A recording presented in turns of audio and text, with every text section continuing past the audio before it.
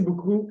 Euh, Mon nom est Francis Giraldo, je suis nouvellement parmi l'équipe. Je viens aujourd'hui vous présenter des outils que j'ai utilisés pendant mon doctorat, puis que je continue d'utiliser sur une base quotidienne. Moi, j'adore la visualisation. Je trouve qu'on n'a pas assez d'outils, souvent en informatique, pour rendre euh, comprendre certains concepts qui sont difficiles à comprendre, qui sont abstraits autrement. Tandis que dans d'autres sphères des sciences, ils ont plein d'outils qui sont disponibles. Donc, en fait, le traçage que je vais vous présenter, ça ressemble un peu comme une boîte noire d'un avion. Alors, le noyau du système d'exploitation Linux est instrumenté avec des points de trace standards. Ici, j'ai mis un exemple de l'ordonnanceur, où est-ce qu'on a un point de trace, donc un appel de fonction qui est ajouté dans le code lui-même et sur lequel on peut s'attacher pour obtenir des événements. Dans le cas qui nous intéresse, on va enregistrer dans un fichier binaire, euh, donc le temps en nanosecondes, le type d'événement, puis certains champs d'intérêt. Dans ce cas-ci, c'est quoi la tâche précédente et la nouvelle tâche. Donc, si on regarde les sources du noyau Linux, mettons, on fait un grep sur trace underscore quelque chose, là, on va trouver des centaines de points de traces comme ça qui sont disponibles dans le noyau Linux. Il y a beaucoup de gens qui ont travaillé très fort pour que ça ait très peu d'impact sur les performances quand on ne les utilise pas. Donc, en réalité, qu'est-ce que ça fait, trace get switch? Dans l'exécutable du noyau Linux, ça va insérer des noix. Et quand on va activer le traçage, qu'est-ce que ça va faire? C'est que ça va changer les noix pour des jumps, pour aller vers la fonction qui va vraiment réaliser le traçage. Donc, quand les points de trace sont désactivés, on n'a pratiquement aucun surcoût, tandis que quand on active le traçage, là, on a le surcoût normalement qui est associé. Donc, c'est la raison pour laquelle il n'y a pas vraiment d'inconvénient à activer les points de trace dans le noyau Linux quand on le compile. Donc, c'est habituellement disponible par défaut. On peut tracer toutes sortes de choses au niveau du système d'exploitation. Moi, j'aime ça, ce niveau d'abstraction-là, parce que, contrairement aux traces matérielles comme Intel Processor Trace, qui génère un débit absolument phénoménal d'informations, ou encore en espace utilisateur, où est-ce que tout est morcelé. Tu sais. Le niveau du système d'exploitation, c'est intéressant parce que tout le monde, en fait, toutes les applications doivent passer par là, en quelque sorte, pour faire leur requête sur le système. Donc, on peut avoir plein d'informations intéressantes sur l'exécution. Tout le monde utilise strace.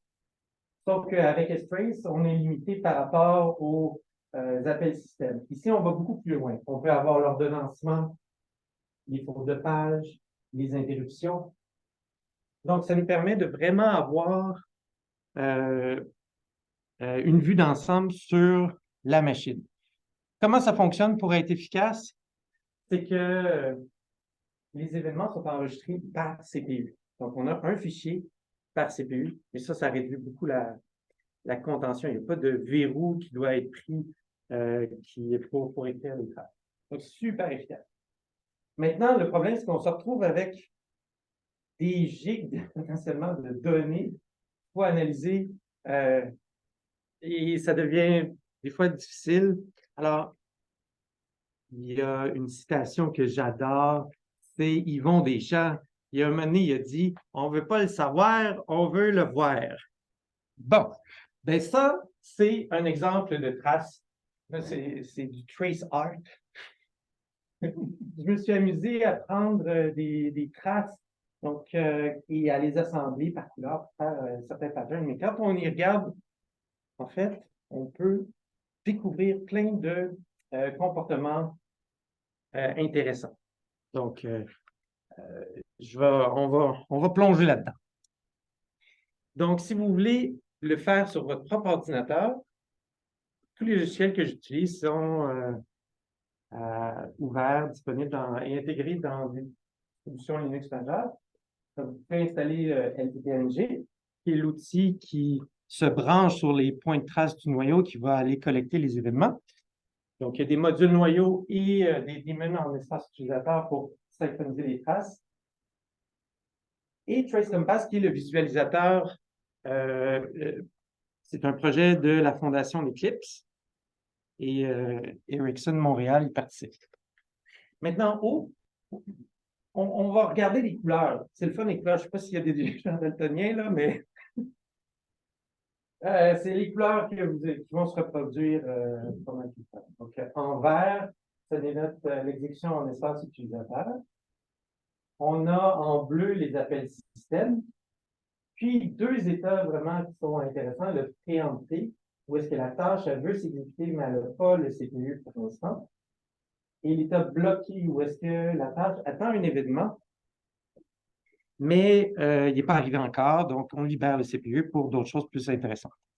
Et si on regarde comment on détermine que ici c'est un appel système, c'est parce qu'on a deux événements, un entrée, une sortie. Donc, ça nous permet d'avoir la durée de l'appel système. Sinon, les autres, c'est les événements d'ordonnancement qui nous disent si on a activé une tâche ou retiré du processeur. Même chose pour l'état bloqué, mais là, dans ce cas-ci, on a un état supplémentaire qui indique qu'on est bloqué. L'axe des X, en quelque sorte, c'est le temps écoulé. Donc, c'est là qu'il est le fun de pouvoir zoomer dans la trace.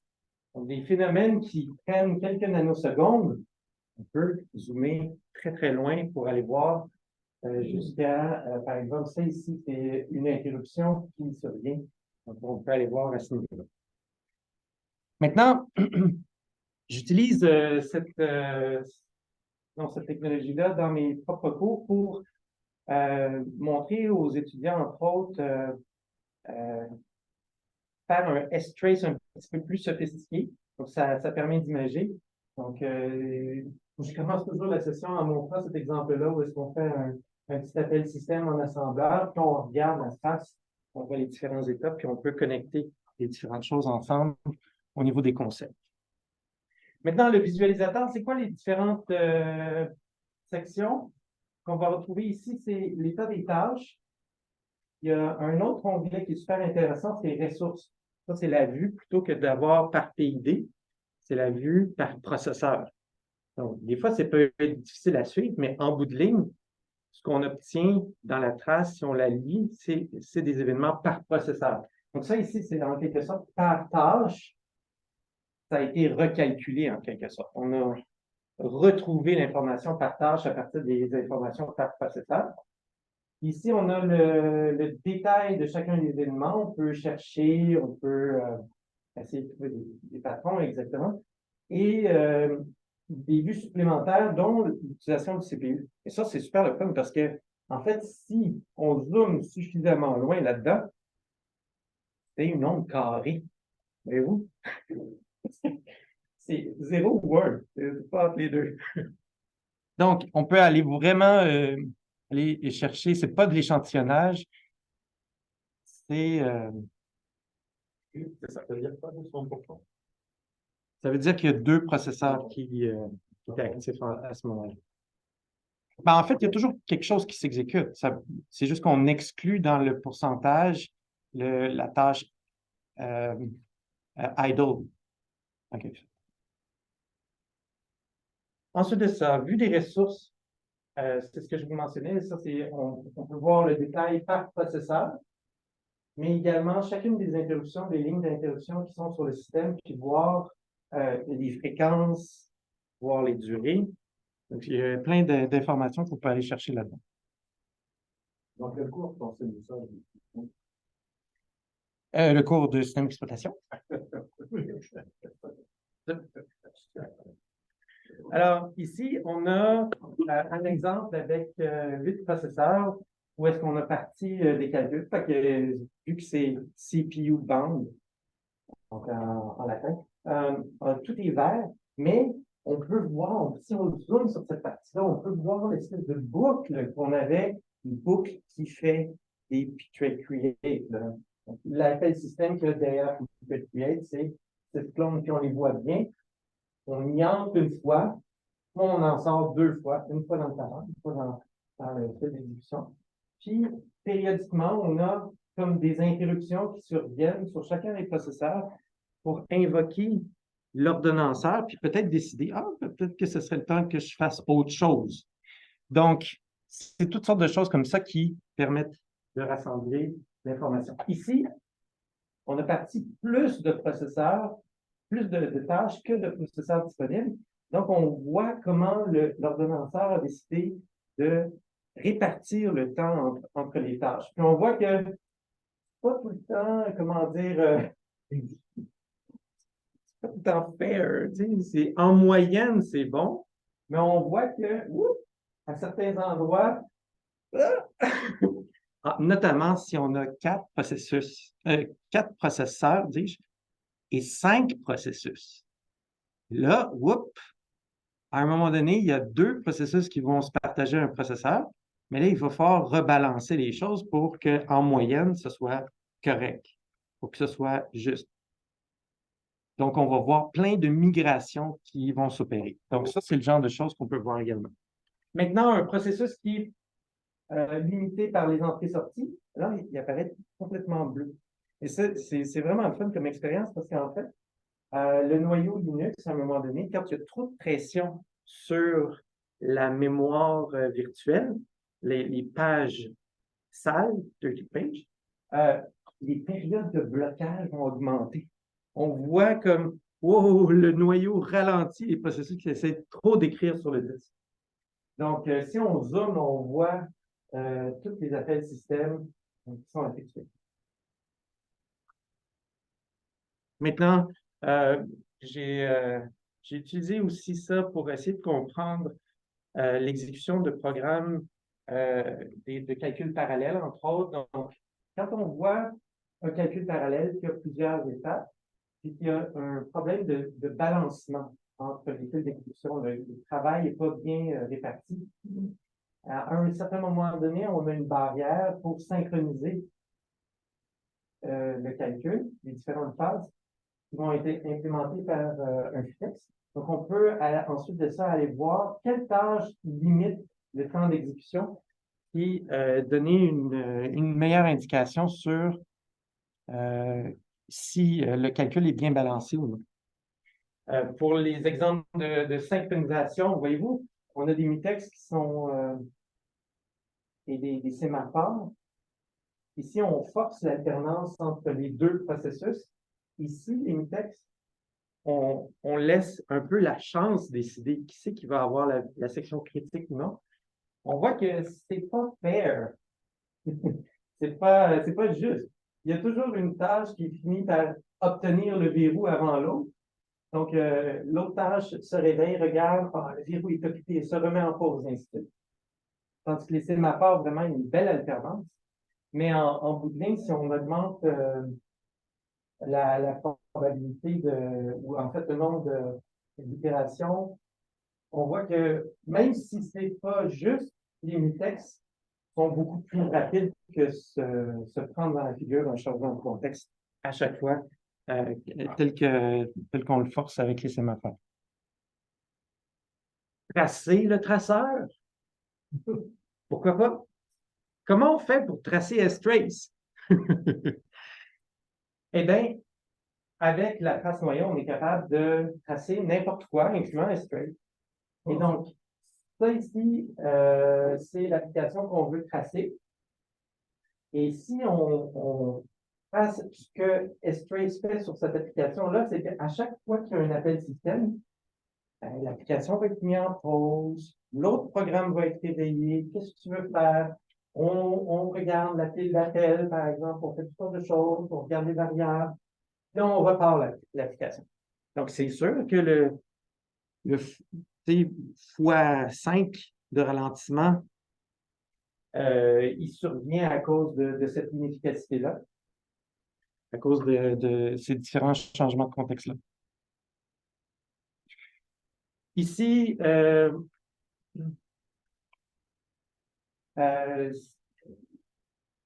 c'est un exemple où est-ce qu'on regarde un script shell. C'est pas super efficace, le script shell, mais c'est super le fun de voir les structures s'invertir comme ça, où est-ce qu'on a un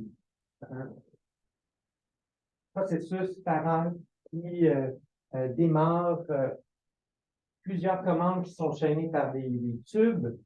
Donc, où est-ce qu'il y a une première commande qui génère du contenu qui est consommé par l'autre commande, et finalement, tout ça revient dans le parent pour déterminer, ouais, attendre le résultat. Donc, si on regarde à nouveau, ça, c'est les liens de création de tâches. Et on a des liens où est-ce que on a des liens d'attente. Donc, ces flèches-là qui reviennent dans le flot d'exécution, c'est des réveils. Donc, si on fait la chaîne où est-ce que, et un graphe avec ça, où est-ce qu'on regarde les tâches qu'on crée et les réveils, on peut déterminer le chemin critique de l'application. D'autres, là, j'ai choisi les couleurs spécialement pour Noël. C'est parce que j'ai fait une recherche à un moment donné, puis là, j'activais le traçage. Ça allait plus vite que quand le traçage était désactivé. C'est quoi ça? On ne peut pas combattre l'entropie de l'univers quand même. La thermodynamique s'applique quand même. Mais en fait, ce qu'on voit ici en rouge, c'est la fréquence du processeur. Puis en vert, c'est quand le processeur est occupé. Fait que quand j'activais le traçage, le noyau Linux mettait une fréquence plus élevée pour le processeur un petit peu plus tôt. Donc, globalement, c'était plus vite de 1% à cause du traçage. Mais en fait, si on désactive la fréquence variable, il y avait un petit surcoût au traçage. Donc, on est retombé sur nos pattes. C'était juste une question d'expérimentation. Mais simplement pour dire qu'avec cet outil-là, j'ai été en mesure de mieux comprendre le problème. Et là, c'est sûr qu'une trace noyau, c'est un peu limitant, dans le sens où qu'est-ce qui se passe? Où sont mes appels systèmes? Donc, on peut combiner les deux avec une source de temps qui est cohérente entre l'espace noyau et l'espace utilisateur. Tous les événements vont être automatiquement synchronisés. Donc, ici, j'ai un petit programme en Python qui utilise LTPNG User Space. Donc, c'est la librairie de traçage qui écrit donc dans un format qui est compatible. Mais donc, l'application elle-même crée une trace et on la jumelle avec la trace noyau. Et de cette manière-là, on est capable de suivre l'exécution dans les deux cas. Là, ici, on a comme une pile d'appels. Ça, c'est la trace des fonctions. Ici, j'ai mis en plus un point de trace à chaque entrée et sortie de fonction dans une librairie en C qui était appelée depuis Python. Alors, on a Python qui appelle une extension en C qui réappelle Python. Et tout ça, ça fonctionne. Ici, ça nous montre qu'est-ce qui se passe dans l'appel système lui-même. Donc, l'application fait un appel système open et on peut aussi enregistrer au niveau du noyau toutes les entrées et les sorties de fonction. Ça a un surcoût plus élevé. Donc, normalement, on commence par regarder qu'est-ce qui nous intéresse, puis après ça, on peut aller continuer notre investigation plus à fond. Quelques exemples. J'ai utilisé ça pour trouver un bug important sur la plateforme Jetson PK1 dans le noyau RT. En fait, ce qui se passait, c'était une inversion de priorité entre un pilote de périphérique et le fil d'exécution noyau qui traite les interruptions. Et à cause de ça, notre test cyclique, des fois, très rarement, avait un délai totalement anormalement absurde, parce que ça, c'est supposé de s'exécuter dans les microsecondes. Donc, on avait un délai de 9 millisecondes qui apparaissait à l'occasion. Donc, cet outil-là nous a permis vraiment d'aller chercher ce genre de problème puis de comprendre, hein, parce une fois même trouvé, le fait de comprendre ces liens-là entre les tâches, ça va très bien quand on a une représentation visuelle. Ça ici, c'est un exemple où est-ce que là, on peut faire des analyses automatiques sur les traces en se basant sur l'origine du réveil. Je vous en avais parlé, on a vu un petit exemple sur des scripts. Donc, si par exemple, on attendait une interruption, bon, là, on va avoir le réveil qui vient de l'interruption. Si on attendait une autre tâche, le réveil va venir du contexte de la tâche qu'on attendait. Donc, ça nous permet de faire le lien entre les deux tâches puis de dire, ben, si j'avais optimisé cette section-là, ben, j'aurais bloqué peut-être moins. Donc, ça nous permet de faire cette déduction-là.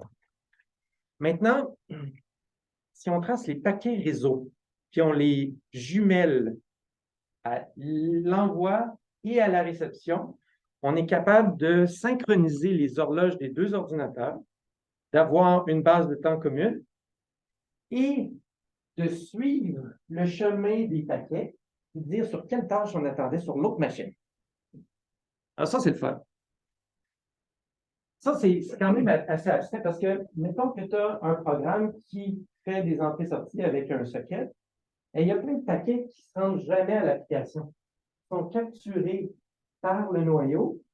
Et par exemple, pour l'établissement de connexion, si la connexion est jamais finalement établie, ben, le serveur ne sera jamais mis au courant. Donc, ça nous permet de voir ces liens-là. En fait, à l'interne, on fait le graphe complet de tous les paquets qui sont échangés. Et finalement, qu'est-ce qu'on peut faire? On peut retrouver le chemin critique distribué ou réparti d'une application. Ici, je vais vous donner quelques exemples de ça ici, avec Java RMI. À un moment donné, on a un client Java qui fait une requête sur un serveur. Et là, on va voir le processus du principal qui est impliqué. Et il y a plusieurs threads sur le client qui sont elles-mêmes impliqués. Et finalement, le serveur, lui, va être contacté et on va attendre après sa réponse. Ça marche avec Java. Ça marche avec Erlang. What? Qu'est-ce que c'est quoi? Ben, Ericsson utilisait ça. OK. Ensuite de ça, ça marche avec une application graphique. C'est simple. Pèse sur un bouton. En fait, là, il est simplifié, mais on peut voir tout le détail du serveur X jusqu'à l'application et suivre le chemin jusqu'à l'autre programme. Là, ici, c'est une application de météo. Donc, il va chercher la météo par HTTP, puis ça raconte. Le mauve ici, là, c'est un accès disque. Je vais aller voir combien de temps j'ai attendu après mon disque à l'autre bout. Requête RPC, d'accord, ça c'est Django. Là, on avait juste deux composants ici, là. OK, mais là, on en a trois. Django, on a un client, on a un serveur HTTP, on a une base de données. Qu'est-ce que ça donne? Bien, si on est dans Chromium, puis on regarde, ben là, on va attendre. OK. Comme on a une idée du temps de traitement, mais on ne sait pas si ça se répartit comment entre les différents composants. Donc, avec la trace noyau, on est capable de le voir. On est capable de suivre la requête entre le client et le serveur, puis de voir à chaque fois que l'application fait une requête sur la base de données, de voir le temps d'attente sur le disque jusqu'à ce que la requête se pose. Et ici, c'est sûr que ça prendrait un petit peu d'instrumentation utilisateur parce qu'il a fallu que je déduise que cette section-là, c'était le get, le post et un redirect. Mais tout simplement pour montrer que si on jumelle les deux, on a beaucoup possibilités qui s'offrent. D'accord. Ça, c'est la vue zoomée, en quelque sorte, sur cette section-là, où est-ce qu'on voit beaucoup d'alternance, hein, en fait, entre la base de données et l'application. Donc, peut-être qu'il y a quelque chose à euh, améliorer là. Peut-être qu'on pourrait retourner plusieurs résultats tout d'un coup. Oui. Ça, c'est est-ce qu'à l'intérieur de la même requête ou que c'est des requêtes différentes? Ça, le Tigger, c'est un peu contre-intuitif, mais il est ici le client. Là. Donc, il fait la requête, puis ça, c'est une seule requête. Oui. Donc, on vient, puis ça, c'est le processus principal qui fait le accept et là, qui délègue la tâche de traitement de cette requête-là à un autre worker. Donc, on voit l'espèce de petit bout. C'est pas long, mais ça ici, c'est toute une requête. Mais c'est une seule requête à valider. Oui, ben, c'est une requête qui retourne un formulaire. Donc, oui, il y a plusieurs allers-retours parce qu'il y a peut-être plusieurs selects.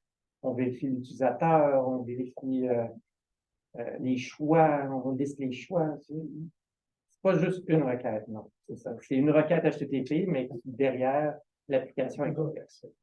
Oui, c'est ça.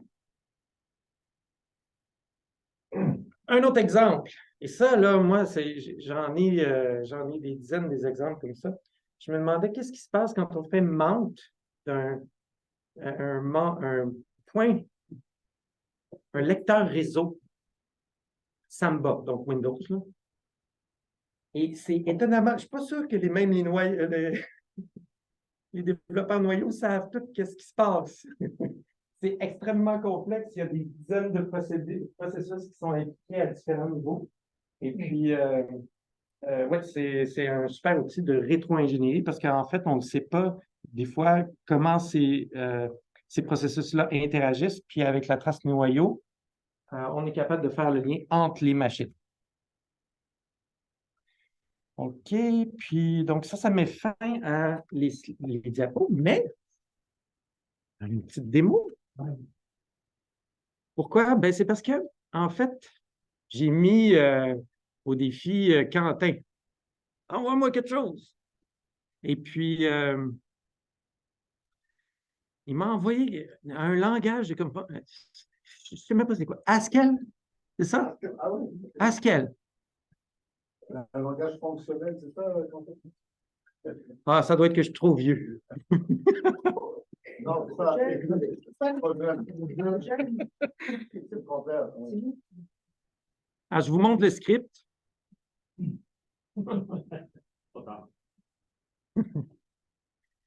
Alors, je vous montre le script qui est dans... Ah, collat.sh. OK. Ça, c'est le script. C'est très, très simple. Premièrement, on fait un petit nettoyage de la compilation et ensuite de ça, on invoque le compilateur Haskell. Puis on exécute un petit script. Qu'est-ce que ça fait, Quentin? Un calcul, c'est la challenge de l'heure, c'est un calculer quel est le nombre le plus élevé entre un tel et un tel, et puis donc là, ça fait le OK, donc on peut dire que c'est CPU bound. D'accord. Donc, je l'ai fait rouler ici. Et il s'avère qu'il y a beaucoup de choses dans la compilation. Hein? Je vais le grossir. Ben, c'est juste parce que là, le processus ici, GHC, il se met à compiler notre petit programme. Il part 1, 2, 3, 4 fils d'exécution qui n'ont pas l'air à faire grand-chose. Et là, le compilateur, hein? Oui, j'en ai 4. Ben, peut-être on pourrait mettre -J, je ne sais pas, y a-t-il une option? Peut-être. Mais en tout cas, finalement, j'imagine qu'il génère du code C, peut-être, je ne sais pas. Mais en tout cas, il le compilateur qui est finalement en bout de ligne appelé, le linker, et finalement ici, vous voyez, LD Gold. Et là, si je zoome là-dessus, vous ne le voyez peut-être pas parce que c'est trop petit, là, mais en bas complètement, quand on sélectionne comme ça, on est capable de mesurer des distances. Là. On a presque 300 millisecondes à essayer de faire le link time. Et en bout de ligne, c'est ça qui est drôle parce que ça, c'est le calcul lui-même qu'on fait et il prend 380 millisecondes. Mais c'est super drôle parce que, tu sais, même si c'est CPU bande, il y a un appel système unknown ici. Donc, si je clique ici, puis ensuite de ça, je m'en vais au début de l'intervalle, je vois qu'en petit ici, c'est marqué System Entry ID égale 15. Unknown, c'est juste parce qu'il y a quelques exceptions où est-ce qu'il n'y a pas d'espèce de macro pour donner le nom de l'appel système. Donc, il faut y aller par ID. Hein? Je vais demander de la ramener sur le programme de Chine. Ah! Je sais pas. Mais l'appel système ici, il prend quand même 1,3 millisecondes. 1,3 millisecondes! T'imagines-tu, c'est long pour un appel système?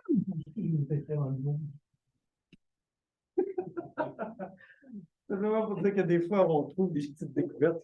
Ça fait juste quelques minutes que je lance là-dedans. Puis on voit toutes sortes de choses. On est capable de voir qu'est-ce qui est appelé derrière. J'ai trouvé des inefficacités monstres, là, par exemple, man update. Tu sais, quand tu installes un package, là, puis là, c'est long, qu'est-ce qui se passe? Man appelle un sous-processus pour indexer les man pour chaque page de manuel. À chaque fois. Oui, tu installes un package, il indexe. Tu installes un autre package, il réindexe à partir de zéro. Puis à cause de ça, ça crée c'est tellement inefficace de produire des sous-répertoires, des sous-processus.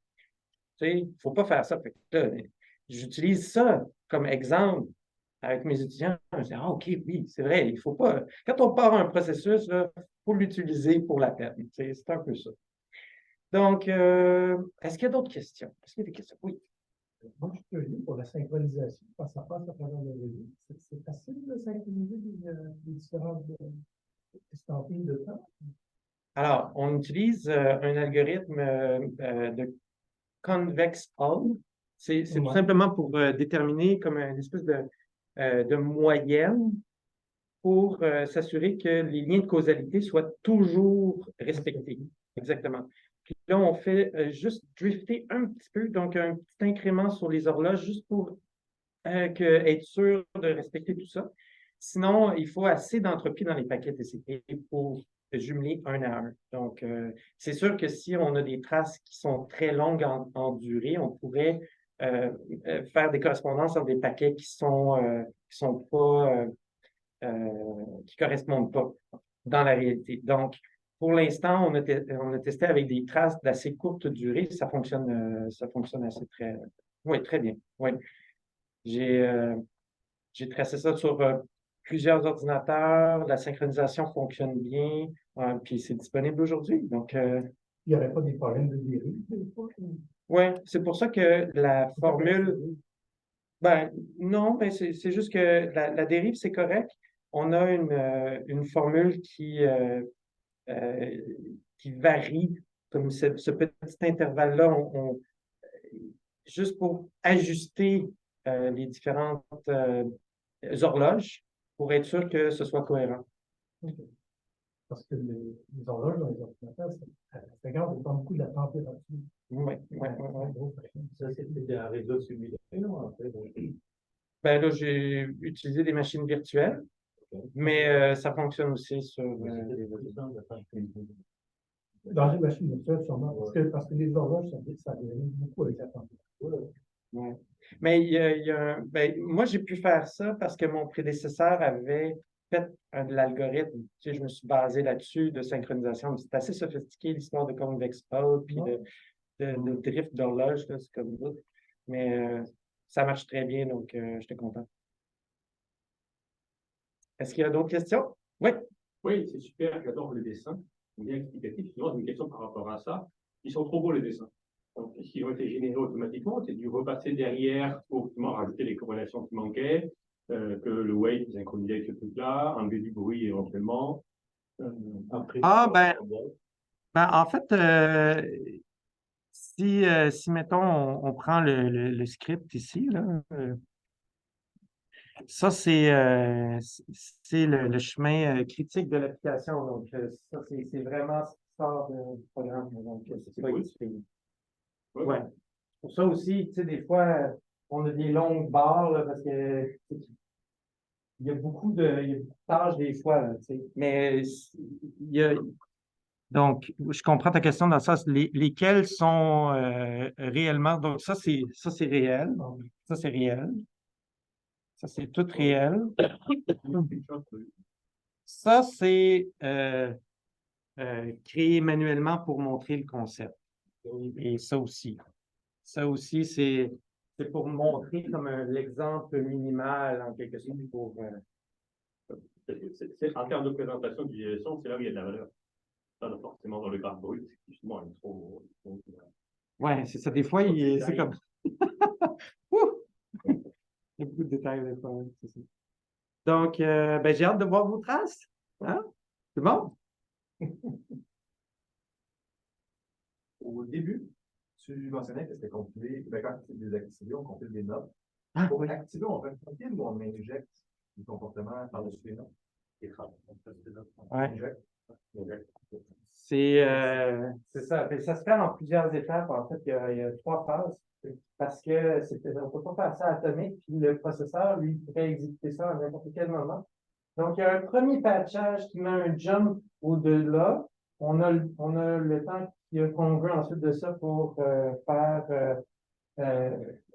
modifier ces instructions-là qui ne seront pas vues. Puis il y a une dernière phase où est-ce qu'on vient atomiquement modifier les cartes. D'abord, tu mets les cônes oranges. Ouais. Après, tu fais les trous. Les trous sont bleus. Et après, tu mets les cônes oranges. Non, après, je vais négocier le contrat. Ouais, mais dans Unity, c'est plus efficace. Mais c'est quand même tu sais, sophistiqué de dire on change en fonctionnement le noyau juste pour s'éviter le coup du if tracing. Tu sais. C'est pas les polynes. Ouais, c'est assez classique, mais c'est quand même sophistiqué. Quand on est Pourquoi je m'amuse à mettre des 0F, 1F, 4400 deux fois dans mon code? Non, après 800, ouais, c'est ça. Donc, ça complète ma présentation, mais merci beaucoup de votre présence. Ça a été un grand plaisir. Puis, si vous avez quelque chose à tracer, ça va me faire plaisir. Grand plaisir. Merci beaucoup. Merci.